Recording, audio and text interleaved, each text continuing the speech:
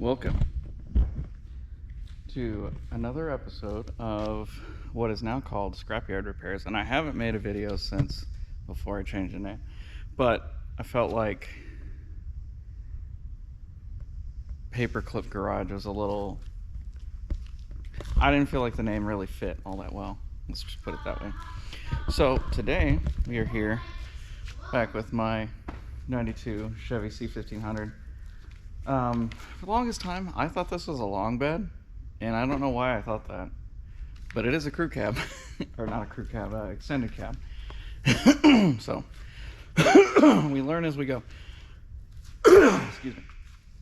So what we're doing today, I have to take this off and I have to loosen up the bed bolts on one side, and the other side take them all the way off because my fuel pump has gone bad. Not the pump works fine, but the level sender is bad. Let me get the keys in here and I'll show you what it's doing. So what it's doing is, if you can see right here, my fuel gauge is reading 0, and before this it was extremely erratic. And there's a way you can test, which I found actually in the service manual that for this truck that I found on charm.li. It's like a repository for a bunch of old, or not necessarily old, but a bunch of vehicles. If you take and you unplug your fuel pump, or your fuel pump plug here, this will have your level sender, your power, and your ground for the pump. You come back in here, and if you can see, the gauge has maxed out all the way to the right, and that tells me that the gauge is not bad, which I originally thought. The gauge is it's just a stepper motor that works off of the resistance sent to the that the level sender in the tank sends back to the gauge. And what that tells me is that the sender's bad, which is a pain because that was like a $240 pump from O'Reilly's. And you know, I called Chevy this morning to see if they had any old new stock laying around for OEM pumps, and of course they don't. But my the O'Reilly's that I bought it from said that the pump that I bought comes with a lifetime warranty. So I'm going to try my luck again in replacing it, which I shouldn't, because the pump works fine, and if I replace it with the new one and the pump doesn't work, but the sender works fine, then we'll be in a whole different predicament. But this time, instead of dropping the tank on the ground and using 2 people and lots of jacks and jack stands and such, I looked up a couple videos and you can lift the bed. So let's get started. So here we are. It's like an hour and a half later. Has not been a quick process, but let me show you what we got going on here. So the bed's jacked up, but how is it done, you may ask? Well, I got a aircraft jack here. I got a 2x4, and then I've got a 4x4 safety block here, but this is the one doing all the work. This one is sitting on the bottom of the bed here onto the frame, and she's tight. I ain't worried about it, but I was gonna use a jack stand, but I don't remember where I put them. So really, what we're in here for is that little guy right there. So I'm gonna see if I need to jack this up anymore. I shouldn't need to, but let's hope not, because it's already pretty sketchy. Yeah, I'm gonna check the ground up here first, make sure that's getting a good ground signal from the battery, and I'm gonna test the float, make sure, see if we're getting any resistance there. Before we start removing stuff and swapping it, I want to test to make sure that what I did was correct. so that we're not, you know, removing and installing new parts for no reason. So yeah, get to doing less sketchy things, and maybe we'll get this thing done. Alrighty, so it has been, I don't know, maybe another hour or so, and so this is what's been going on. Not sure if you can tell by the angle of the bed here, but some sketchy shit's been going on, and I don't condone any of this, but I also just need this done, and I'm doing it the safest way I know possible. So I got the sender out, and it's over here. So what I'm gonna do is let's take my meter here. Let's see if I can get this on camera also. Sorry, I'm kind of trying to do everything one-handed, but we'll see. See if I can test it for you guys. But I'm gonna take our plug here, and we'll go ahead and plug it into the purple and the black wire. The gray wire is pump power, I believe. PWM signal, if I'm not mistaken.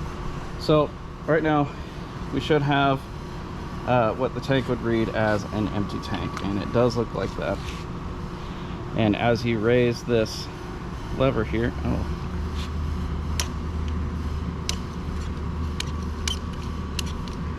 well, maybe that had something to do with it.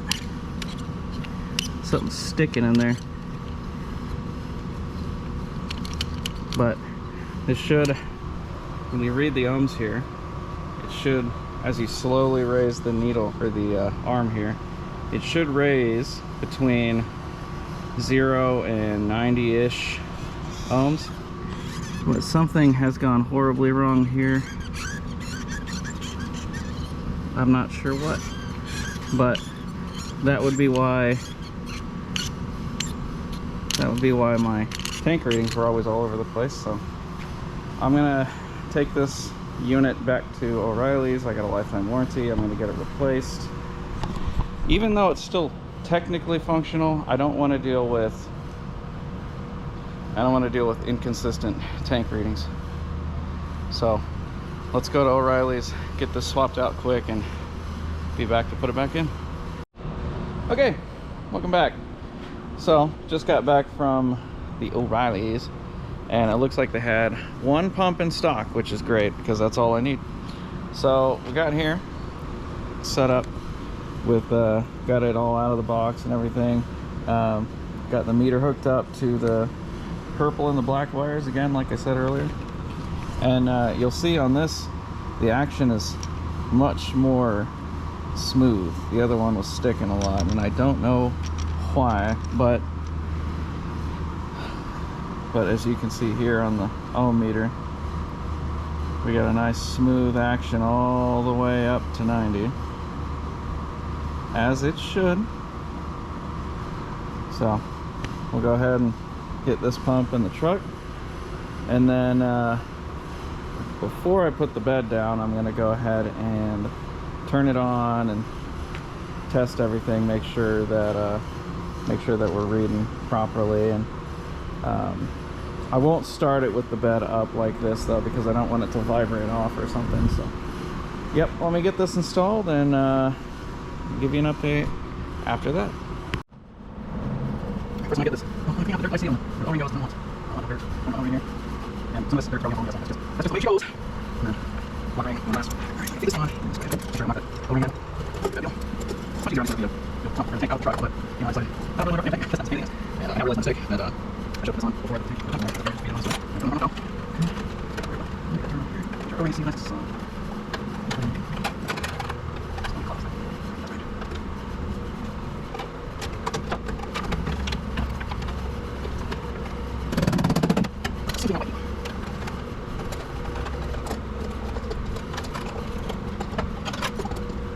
Yeah, already rolling. Mostly the being underneath the truck bedding, like 6 foot, this part really little. But not this myself. Okay, nope. I'm pretty fun to do. All three of these tabs. I need to go. Let's go.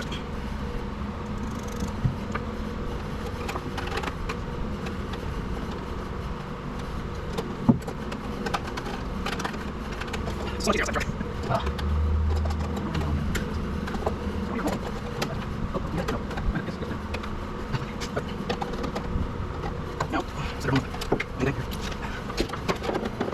Oh, my God, sounds like my head was like on such a... It was like something you see on the TV show. He's playing like TV. Look at this guy. This is like, we're going to bed on it. Lumber. And probably reason I don't be on this whatsoever. Anybody who finds himself in need for something like this, you know, it's not like that. Okay, here's all. Okay, final look here. You get up here. Got it. Got this screw here. I did this last time. Man, these tubes around. Because I might line up properly before. No problem. This one down here. Outside. Here. That's right here. Like so. That's fine. Forward. These are the signs of the possible in slot. But I'm not really hard. You can't go super too much. It's too far here. It's bad. I guess what you're seeing now and everything. Other noise.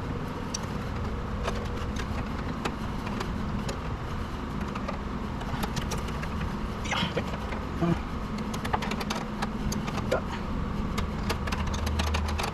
That's 2 and 4. Before I go, set everything down. Set everything down. Plug her in and turn it on. Make sure we're reading the correct fuel quantity here. Around it though. I did things for specifically multiple tank layers on bit, and it's really good to stand up ground points and stuff like that. I don't know. Switch it up. It doesn't. And that's going to be 15. This no, that was 15. Get that back on there. Get this bed line up. Out of this off. And that should have that boat. Just bed lines up. Now, it's going to drop here. Turn around. Oh, look at there. Got a little over 2/3 of the tank here. A little over. So that's about based on miles 115. So that's exactly where it should be. So now, I'm only somewhat around because it's here, but we'll find out real quick when we start. So I'm going to go ahead and pull this together. Get my Home Depot project out here. Get the pulls back in. Start up. Make sure it runs the way it should. And should be here. Hopefully I'll never have to pull the gas tank off this thing ever again. Or a great thing. I really like not working anymore, but it's hard to almost so it'll get worked on. Anyways, I'm going to do that. Alright. If it looks like I still got all my fingers, it's because I do. Got all of my lumber construction projects out. Got the bed set back down. Need to get the filler neck up where it's supposed to be, but I'm not worried about that right this moment. What I am going to do, however, start it up, make sure she primes, make sure she starts, and see what we got going on. See, we still got fuel quantity, and she runs.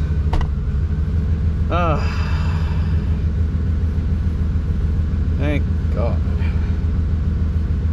So it looks like we got a working pump, looks like we got a working fuel quantity gauge. Seems like everything went the way it's supposed to.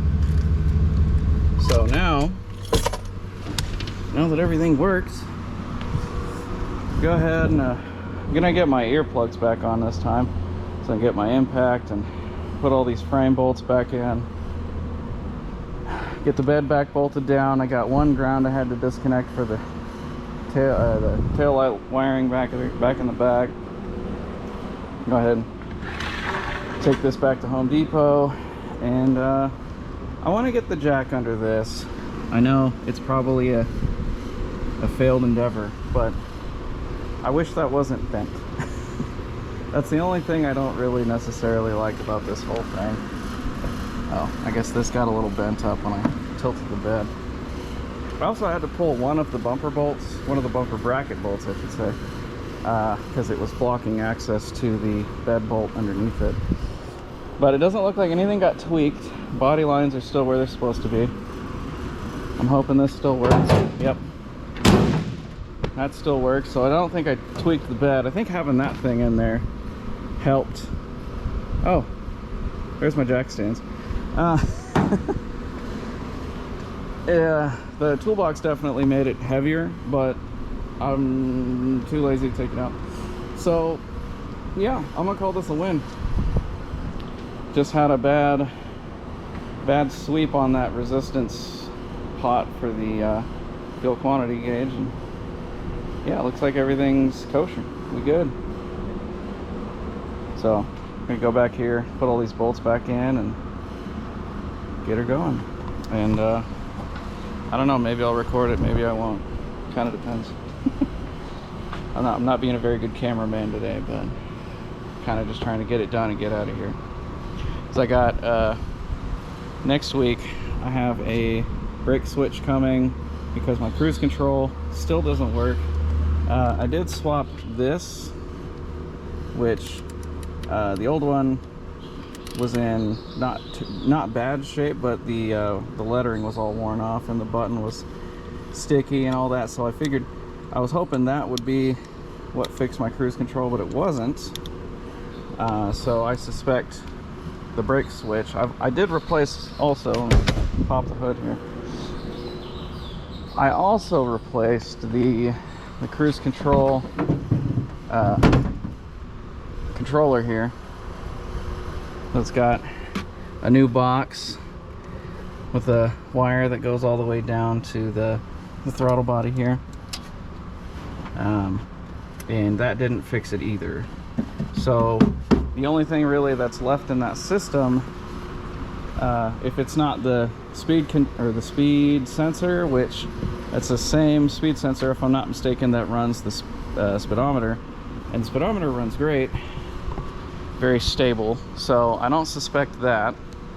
That's really the only thing left in the system, unless there's a broken wire in this harness here, which there could be, because another thing I found was this truck has an aftermarket lock and unlock and remote start installed, and because I found this remote in the underneath the seat, and it'll remote start the truck, and it'll also lock and unlock the doors. But I don't know if you can tell under here, it's kind of dark, you probably can't see anything, but there's a bunch of relays, and there's a box up here for the remote start and everything. It's a DEI module. Looks like something you'd have gotten from Radio Shack back in the day when they were still selling automotive products. But I don't know. Hopefully the brake switch fixes it. If not, I don't know. I'm not sure what else would be left at that point, unless some of the wiring got hacked into and it'll just never function again, which would be real disappointing, because everything else in this truck works except for that. It's been solid. AC works. Literally every part of this truck that's supposed to work works, and I'd like to keep it that way. So work continues on the 92 Chevy C1500, and hopefully there's nothing else to this episode, but if there is, cool. If not, then I'll catch you guys on the next one. Bye bye. That one I think is a breaker bar. That one's a breaker bar. See how the end doesn't spin? Oh yeah, I forgot. I mean forgot. Forgot. No, that's not how you actually pronounce it. And I just remember something. Silly kid. No, it's not locked. He's helping me clean up a little bit. We are just about done here. After we clean all our tools up, I gotta, drive forward a little bit, and then I'm gonna sweep all this up, put the jack back, and get this wood back in the lumber pile, and I guess we'll be done here. Oh, my my dash camera fell off, so while I'm here, I'll grab another piece of we got some really good double-sided tape. I must have grabbed the other stuff that not that good, but yeah, get cleaned up here, get going, and that's gonna wrap up another video here, I think, unless something else happens on the way home. Let's hope it doesn't. But yeah, I'm gonna sign this one off, and guess I'll catch you guys in the next one.